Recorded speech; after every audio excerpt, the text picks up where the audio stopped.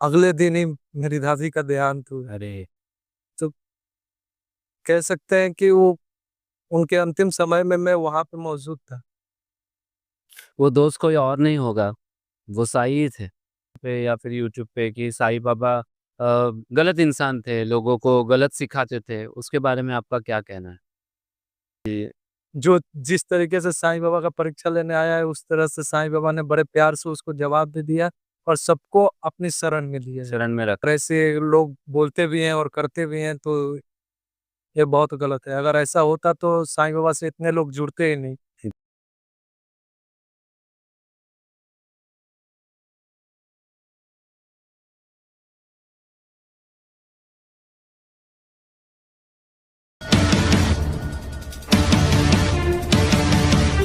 ओम साईं राम।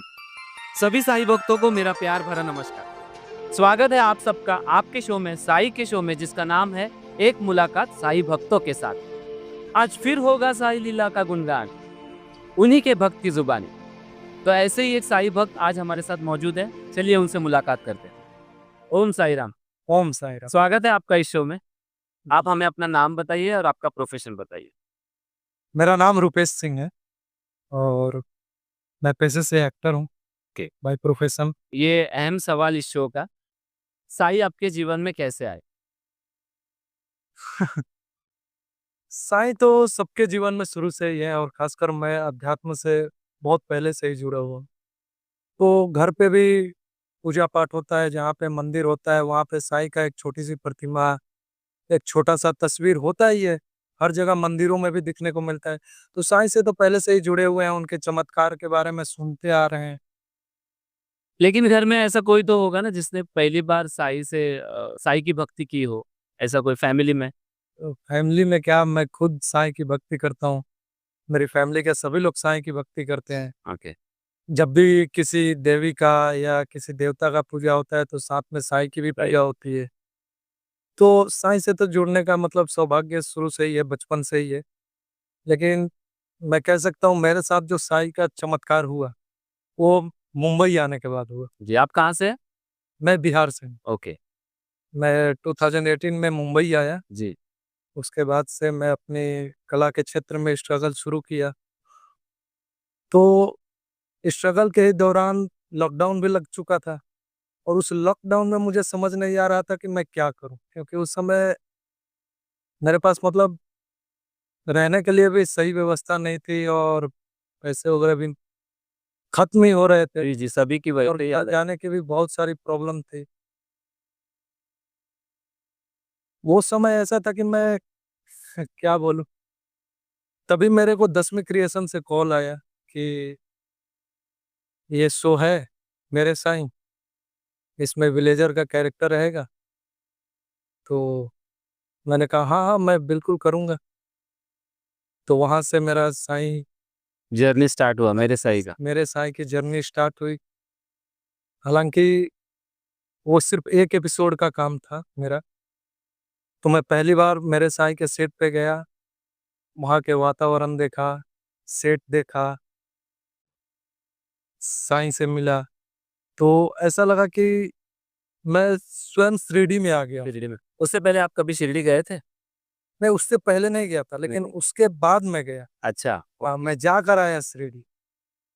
तो मैं 1 दिन के लिए मैं वहाँ शो में गया था, लेकिन उसके बाद रेगुलर मुझे हफ्ते में या महीने में 2 दिन, 4 दिन करके ऐसे कॉल आते गए।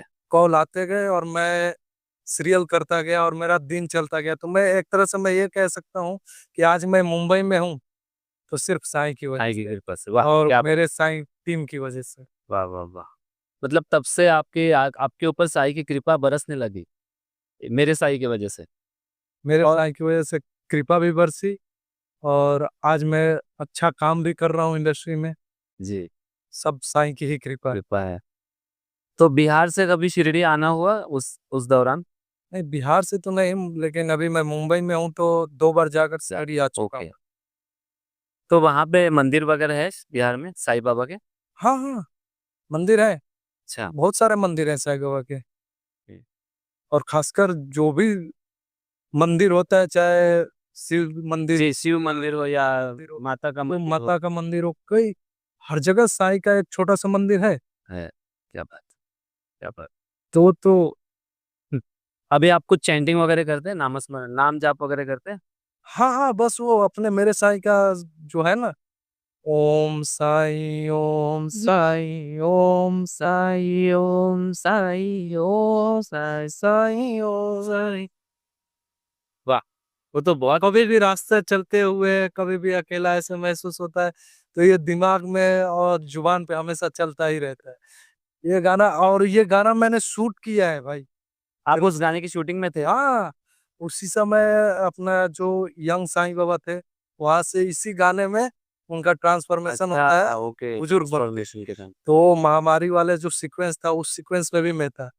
वो और उस समय का ये जो सीन हुआ था भाई, सारे कलाकार इमोशनल हो जी, चुके जी, थे। जी। हम भी उस समय इतना मैं आपने था उस सीन में सर, हाँ, मैं था, मुझे अभी याद आया। और मुझे ये पूछना है ना कि ऐसा कुछ अनुभव जो आप मतलब आपके लाइफ़ में होता है ना एक अटक जाना कहीं पे, ऐसा होता है कभी लाइफ़ में, तो उस दौरान आपको कभी साईं ने बहुत मदद की हो और आप इमोशनल हुए हो, ऐसा कोई मोमेंट है आपकी लाइफ़ में? हुआ है, ऐसा बहुत बार हुआ है। कुछ शेयर कर एक सकते हैं आप? बार मैं बता रहा हूँ कि अभी 2022 की बात है। मैं यहाँ मुंबई में ही था और मेरी दादी का बहुत ज़्यादा तबीयत खराब था, उतना ज़्यादा कि मैं बता नहीं सकता। सीरियस कंडीशन था। घर से कितने बार फ़ोन आ रहा था कि आ जाओ, लेकिन उस समय टिकट भी नहीं मिल रहा था और जाने के कुछ प्रबंध भी नहीं हो पा रहा था। तब मैं काफ़ी उदास रहता था। फिर मैं उसी समय साईं बाबा को याद कर रहा था और तभी मेरे एक मित्र मिले, उन्होंने पूछा, "क्या बात है? क्या हुआ है?"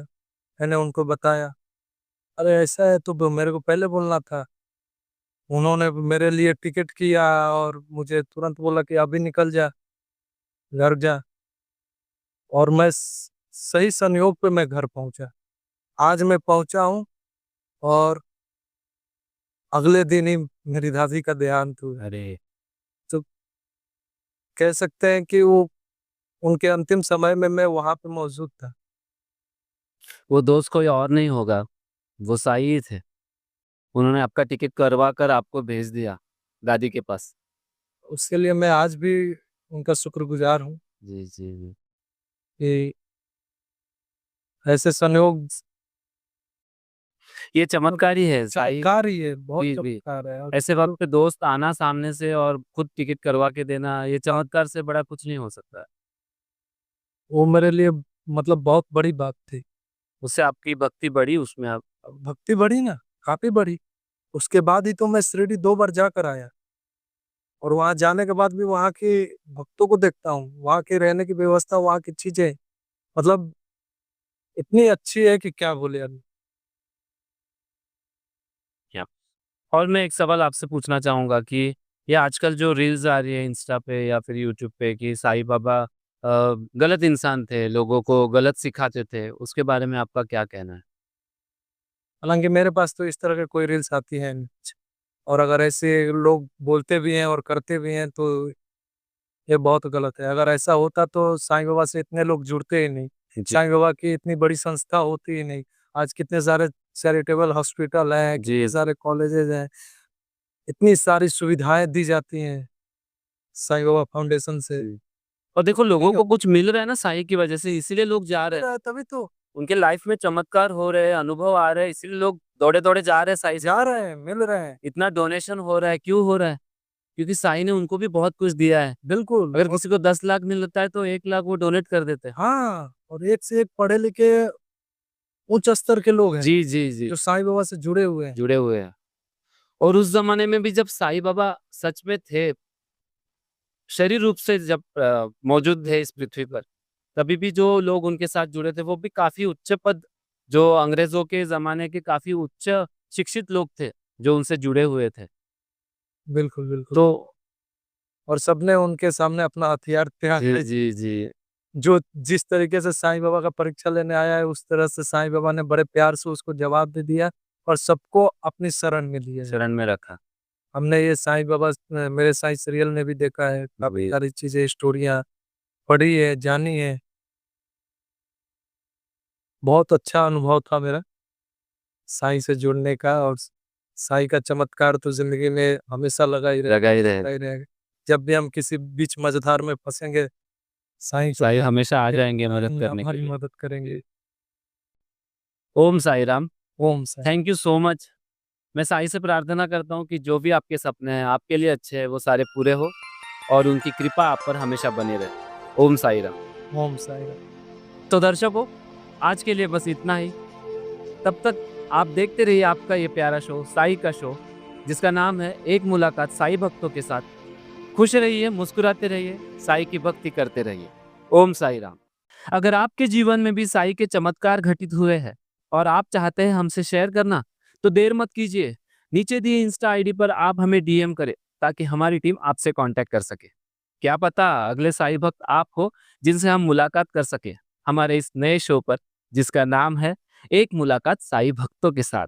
तब तक के लिए ओम साई राम।